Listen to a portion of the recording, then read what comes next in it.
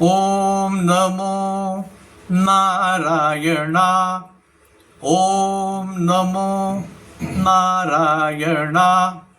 ओम नमो नारायणा. ओम नमो नारायणा. जय जय नारायण नारायण हरी हरी. जय जय नारायण नारायण हरी हरी. जय जय नारायण नारायण हरी हरी. लक्ष्मी नरसिंहाय नमः. राजा हिरण्यकश्यपू आपला पुत्र प्रल्हाद आपल्या एकमेव शत्रूची विष्णूची भक्ती काही केल्या सोडत नाही हे पाहून प्रचंड संतापलेला अशा प्रकारचा हिरण्यकश्यपू साम दाम दंड भेद या नीतीचा वापर करून प्रल्हादाला शिकवायची तयारी करू लागला होता. परंतु प्रल्हाद काही ऐकायला तयार नाही, विष्णूची भक्ती सोडायला तयार नाही. हे पाहून राजाने त्याचा वध करण्याचा आदेश दिला. आदेशाची अंमलबजावणी सुरू झाली. त्याला कड्यावरून ढकलून देण्याचा प्रयत्न केला. उकळत्या तेलामध्ये बुडवून मारण्याचा प्रयत्न केला. विषारी नागाच्या विळख्यामध्ये त्याला टाकलं. मध्यभागी समुद्रात नेऊन बुडविलं. अनेक प्रकारे त्याला मारण्याचा प्रयत्न केला. परंतु भगवान विष्णूच्या नवविधा भक्तीच्या तेजोबलाने प्रल्हादाचे वेळोवेळी रक्षण झाले. हे पाहिल्यानंतर हिरण्यकश्यपू अधिकच उद्विग्न झाला. त्याला प्रचंड क्रोध आला. प्रचंड अशा संताप ज्वराने तो थरथरू लागला. मनातून घाबरलेला राजा अंगी उष्ण अवसान आणू लागला. ब्रह्मदेवाकडून वरदान प्राप्त झाले याची आठवण तो काढू लागला. ना घराच्या आत ना घराच्या बाहेर, ना दिवसा ना रात्री, ना शस्त्र ना अस्त्र कशाच्याही योगाने मला मृत्यू येऊ नये. तसेच ना मनुष्य ना प्राणी ना ब्रह्मदेवाने निर्माण केलेल्या कुणाकडूनही मरण येऊ नये अशा प्रकारचा तो वर ब्रह्मदेवाकडून प्राप्त करून घेतला होता. मोठी कडक तपश्चर्या, त्यांनी कठीण तपश्चर्या केली होती. त्याची आठवण झाली. राजा पुन्हा जोमाने आणि जोशाने प्रल्हादाकडे गेला. त्याच्या दंडाला धरून फरफटत राजमहालामध्ये घेऊन आला. प्रल्हादाला आता त्याने स्वतःच मारायचं असा त्याचा बेत होता. आणि त्याच वेळी सर्वत्र एक प्रकारचा नाद आवाज सगळीकडून ऐकू येऊ लागला. त्या आवाजाचा गोंगाट वाढत गेला. हिरण्यकश्यपूने प्रल्हादाकडे पाहिलं. प्रल्हाद एका प्रचंड खांबाच्या जवळ उभा होता.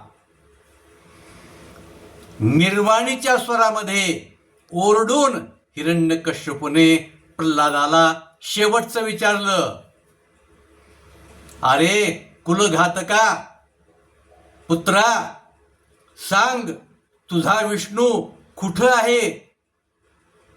तू ज्याशी भक्ती करतोस तो कुठं आहे?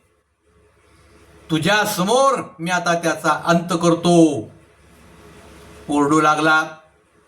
प्रल्हाद शांतपणे उभारला होता. म्हणाला, पिताश्री, तो परात्पर परमेश्वर माझ्यामध्ये तुमच्यामध्ये सगळीकडे आहे.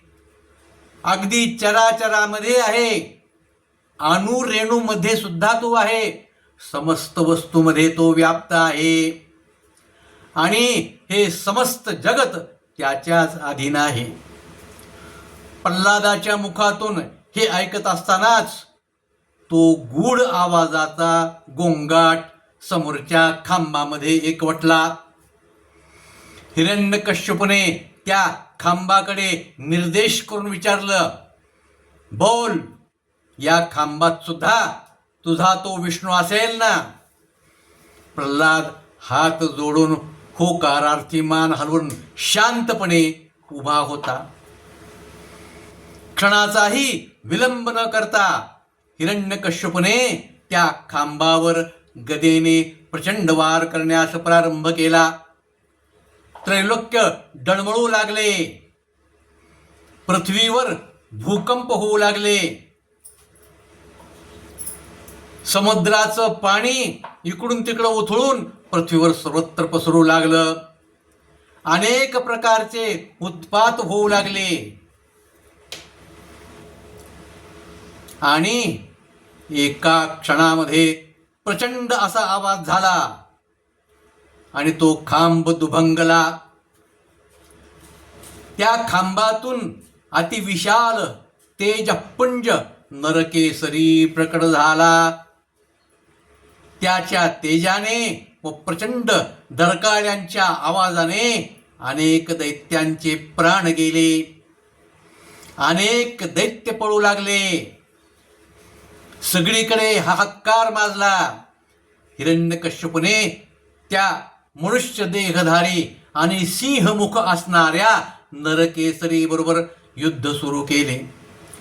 अनेक शस्त्र अस्त्र यांचे प्रहार केले. मायावी युद्ध केले. परंतु सगळे प्रयत्न व्यर्थ वाया गेले. त्या नरसिंहाच्या समोर तो महाबली दैत्य अगदी किरकोळ दिसत होता. परंतु तो योद्धा होता. हार मानायला तयार नव्हता. अनेक प्रकारे तो नरसिंहाचा प्रतिकार करत राहिला. होता होता सूर्यास्ताचा समय झाला. तेव्हा त्या नरसिंहाने हिरण्यकश्यपूला अलगद उचलून राजवाड्याच्या उंबरट्याच्या जागी आणले. आणि काय आश्चर्य, तिथेच एक भव्य अशा प्रकारचं सिंहासन उद्भवलं आणि त्या नरसिंहाने त्या सिंहासनावर बसून आपल्या मांडीवर त्याला ठेवून हाताच्या नखाच्या साह्यानं त्याचे पोट फाडून त्याचा वध केला आणि त्याचा मृतदेह पायाजवळ ढकलून दिला. ब्रह्मदेवानं दिलेल्या वरांचा मान राखून मोठ्या चातुर्याने भगवान विष्णूने हिरण्यकश्यपूचा वध केला. त्रैलोक्य पुन्हा स्थिर झाले आणि पंचमहाभूते शांत झाली. स्वर्गामध्ये दुंदुभी वाजू लागल्या. सगळ्या देवाने पुष्पवृष्टी केली आणि प्रल्हादासह समस्त देवाने श्री नरसिंहाची प्रार्थना केली. सत्यज्ञान सुखस्वरूपममलं क्षीराब्धिमध्यस्थितं योगारूढमति प्रसन्नवदनं भूषा सहस्रोज्ज्वलं त्र्यक्षं छत्रपिनाकसा भयकरान् बिभ्राणमर्कच्छविं छत्रीभूतफणीन्द्रबिन्दुधवलं लक्ष्मी नरसिंहं भजे, लक्ष्मी नरसिंहं भजे, लक्ष्मी नरसिंहं भजे. प्रहलाद वरदसी नरहरि श्यामराज की जय.